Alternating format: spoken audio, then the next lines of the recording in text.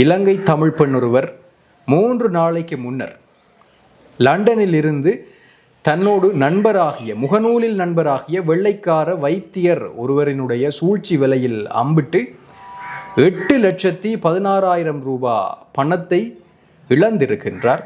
அதற்கு மேலதிகமாகவும் பணம் பறிக்க முற்பட்ட பொழுது அவருக்கு ஞானம் பிறந்து போலீசிடம் சென்று இப்பொழுது முறைப்பாடு தெரிவித்திருக்கிறார். என்ன நடந்தது, எப்படி அவர் ஏமாந்தார், இப்படியான மோசடிகளில் இருந்து உங்களை எப்படி பாதுகாப்பது, முழுமையாக பார்க்கலாம். வணக்கம், நான் உமாசங்கர் ஆரூரன். என்னுடைய வலையொலி பக்கத்தை சப்ஸ்கிரைப் செய்யாது பார்த்து கொண்டிருப்பவர்கள் சப்ஸ்கிரைப் செய்து கொள்ளுங்கள். இலங்கையில் மட்டக்களப்பில் ஒரு பெண்ணுக்குத்தான் இந்த துயர சம்பவம் இடம்பெற்றிருக்கின்றது. மட்டக்களப்பு போலீஸ் பிரிவுக்குட்பட்ட பெண் ஒருவருடைய முகநூலில் லண்டனை சேர்ந்த டோன் என்கின்ற பெயரை உடைய ஒரு வெள்ளைக்கார வைத்தியர் என்று தன்னை அடையாளப்படுத்தி கொண்ட ஒருவர் கடந்த 13ஆம் திகதி நண்பராக இணைந்து கொள்கிறார். அதாவது ஃப்ரெண்ட் ரிக்வெஸ்ட் கொடுத்து நண்பராக இணைந்து கொள்கிறார். அதனைத் தொடர்ந்து இருவரும் முகநூல் வாயிலாக சட்டிங் உரையாடி வந்திருக்கிறார்கள். இதற்கு பிறகுதான் இந்த சர்வதேச பொதி விநியோக நிறுவனம் ஒன்றிடமிருந்து இந்த பெண்ணுக்கு அழைப்பு ஒன்று வந்திருக்கிறது. கடந்த 16ஆம் திகதி அந்த பெண்ணுக்கு இந்த தொலைபேசி அழைப்பு வருகிறது. அதில் பேசிய நபர் தாம் கட்டுநாயக்க விமான நிலைய பகுதியில் இயங்கி வருகின்ற சர்வதேச பொதி விநியோக நிறுவனம் ஒன்றிலிருந்து பேசுவதாக தெரிவித்திருக்கிறார். அது மட்டுமில்லாமல் லண்டனை சேர்ந்த வைத்தியரான டொன் பல லட்சம் ரூபாய் பெறுமதியான விலை உயர்ந்த பொருட்கள் அடங்கிய பொதியொன்றை உங்களுக்கு அனுப்பியிருப்பதாகவும் அதனை சுங்க திணைக்களத்தில் இருந்து விடுவிப்பதற்கு, அதாவது கிளியரன்ஸுக்கு 87,000 ரூபாய் பணத்தை குறிப்பிட்ட வங்கிக்கு செலுத்துமாறும் அவர் கோரியிருக்கிறார். இந்த விடயத்தை உண்மை என்று நம்பிய அந்த பெண் கடந்த 17ஆம் திகதி உடனடியாக 87,000 ரூபாயை அந்த வங்கி கணக்குக்கு வைப்பில் இட்டிருக்கிறார். அதனைத் தொடர்ந்து பொதியை விடுவிக்க மேலும் 3 லட்சம் ரூபாய் தேவை என்று மீண்டும் தொலைபேசி அழைப்பு வந்திருக்கிறது. அந்த தொகையையும் அவர் வைப்பு செய்திருக்கிறார். பின்னர் பணம் கோரப்பட்டதால் அந்த பெண்ணினுடைய தாயார் மேலும், அதாவது அதுக்கு பிறகும் காசு கேட்டிருக்கிறாங்க, மேலும் 3,50,000 ரூபாயை அவருடைய தாயார் வங்கி கணக்கில் வைப்பு செய்திருக்கிறார். எவ்வளவு? 3,50,000 ரூபாயை வச்சிருக்கணும். அதுக்கு முதல் 3 லட்சம் ரூபாய் வச்சவே, அதுக்கு முன்னும் 87,000 ரூபாய் வச்சவே. இதன் தொடர்ச்சியாக சரியா மோசடி இன்னும் முடியல. மோசடி கும்பல் திருப்பவும் கோல் எடுத்து மேலும் 1 லட்சம் ரூபாயை பெற்றுக்கொண்டிருக்கிறார்கள் 4வது தரம். அதுக்கு பிறகு இறுதியாக இன்னமும் 1,50,000 ரூபாய் தேவை, செலுத்தினால் மாத்திரம்தான் உங்களுடைய பார்சலை விடுவிக்கலாம் என்று தெரிவித்திருக்கிறார்கள். இந்த இடத்துல தான் குடும்பம் ஏலா கட்டத்தில் அலர்ட் ஆகியிருக்குது. இதுக்கு மேலே தர இயலாது, இனிமேல் பணம் தர முடியாது என்று திட்டவட்டமாக அவர்களுக்கு தெரிவித்திருக்கிறார்கள். அப்பொழுது சந்தேகம் அடைந்திருக்கிறார்கள். அதற்கு பிறகு அந்த மோசடி கும்பலை தொலைபேசியில் தொடர்பு கொள்ள முற்பட்டிருக்கிறார்கள். ஆனால் தொடர்பு துண்டிக்கப்பட்டிருக்கிறது. இதனை அடுத்து தான் அவர்கள் தாங்கள் ஏமாற்றப்பட்டிருப்பதனை உணர்ந்திருக்கிறார்கள். அதுக்கு பிறகு அந்த பெண் போலீஸுக்கு சென்று முறைப்பாடு செய்திருக்கிறார். இந்த நிலையில் இந்த முகநூல் வாயிலாக இயங்குகின்ற இவ்வாறான மோசடி கும்பல்களிடம் பல லட்சம் ரூபாய் பணங்களை இழந்திருப்பதாக போலீசார் சுட்டிக்காட்டியிருக்கிறார்கள். ஆகவே அவதானத்தோடு எச்சரிக்கையாக இருக்க வேண்டும் என்று போலீசார் சுட்டிக்காட்டியிருக்கிறார்கள். தனியே இலங்கையில் இருப்பவர்களை இலக்கு வைத்து மாத்திரமல்ல, இலங்கைக்கு வருகை தரக்கூடிய வெளிநாட்டவர்களை இலக்கு வைத்தும் இவ்வாறான மோசடிகள் இடம்பெறுகிறது. இந்த கட்டுநாயக்கா விமான நிலையத்தை சுற்றி இருப்பவர்களாக தங்களை கூறிக்கொண்டு, அங்கிருக்கின்ற பொதிகள் சேவைகளாக தங்களை கூறிக்கொண்டு, அங்கிருக்கின்ற உங்களுடைய பார்சல்களை விடுவிப்பதற்கு இவ்வளவு பணம் செலுத்த வேண்டும் என்று கூறி இவ்வாறான மோசடிகளிலே ஈடுபடுகிறார்கள். ஆகவே இவ்வாறு ஏமாறாமல் இருப்பதற்கு மக்கள் பின்பற்ற வேண்டிய சில முக்கியமான விடயங்கள் இருக்கின்றது. அவற்றை அடுத்ததாக பார்க்கலாம்.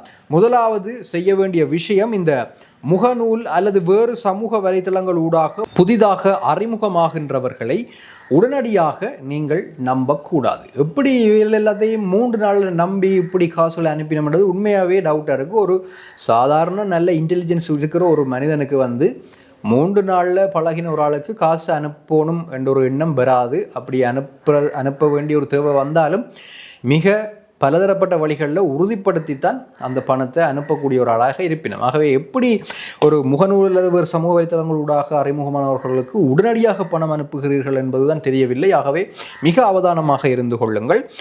வெறுமனே சில நாட்களில் தான் இந்த காதல், நட்பு, ஃப்ரெண்ட்ஷிப் இதெல்லாம் வருது, அதுவும் சமூக வலைத்தளங்களுக்கூடாக வருதுன்னு சொல்லி சொன்னால் மிக மிக எச்சரிக்கையாக இருக்க வேணும் அப்படியான ஆக்களோட பலகைகள்.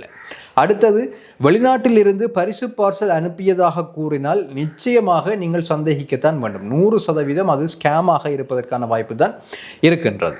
அடுத்தது, இந்த சுங்கவரி, கிளியரன்ஸ் ஃபீ, டேக்ஸ், இன்சூரன்ஸ், ஹேண்டிலிங் சார்ஜ் இந்த மாதிரியான கமிஷன் ஃபீஸுகள் எல்லாம் இது வாங்கணும்னு சொல்லி அந்த மாதிரியான பெயர்களில் தனிப்பட்ட வங்கி கணக்குக்கு நீங்கள் ஒரு நாளும் பணம் அனுப்பக்கூடாது.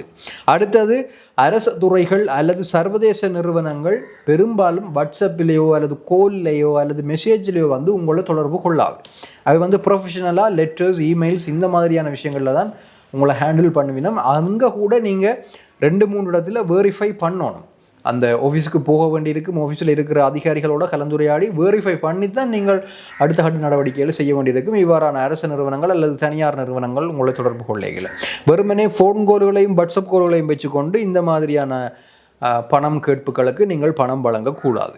அடுத்தது, இவ்வாறான நபர்களினுடைய ஃபேஸ்புக் கணக்கு உண்மையானதா என்பதனை நீங்கள் சரி பார்க்கலாம். ப்ரொஃபைல் பிக்சரை பார்த்தா தெரியும், மற்றது பேக்ரவுண்டில் போடுற கவர் ஃபோட்டோவை பார்த்தா தெரியும், கீழே ஸ்க்ரோல் பண்ணி பார்த்தா தெரியும், ஃபோட்டோஸுக்குள்ளே போய் அவர்கள் எவ்வளவு காலமாக ஃபோட்டோஸை அப்டேட் பண்ணியிருக்கிறார்கள் என்பதனை பார்த்தால் தெரியும்.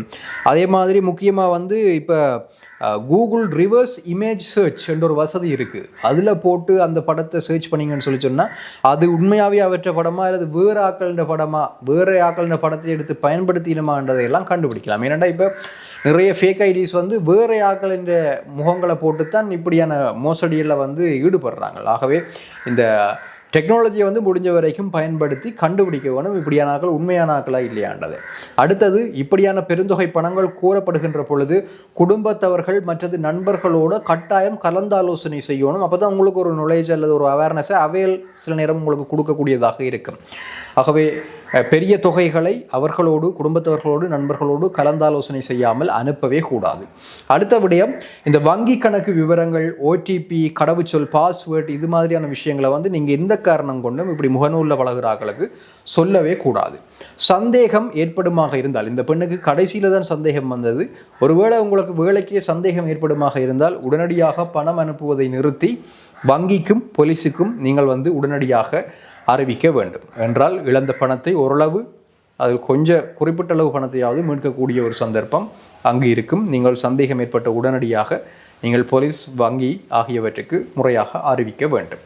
ஆகவே சிம்பிளாக சொல்ல போனால் நீங்கள் ஞாபகம் வச்சிருக்க வேண்டிய முக்கியமான விஷயம், இணையத்தில் அறிமுகமாகிய ஒருவர் பணம் கேட்கிறார் என்றால் அது 100% ஒரு ஸ்கேமாகத்தான் இருக்கும், மோசடியாகத்தான் இருப்பதற்கு வாய்ப்பு இருக்கிறது. இணையத்தில் அறிமுகமாகி கொஞ்ச நாள்லையோ அல்லது கன நாள்லையோ கேட்டால் அது ஸ்கேம் தான், ஸ்கேமாக இருக்கிறது தான் அதிகமான வாய்ப்பு இருக்குன்றதை நீங்கள் மறந்துடாதீங்க மக்களே.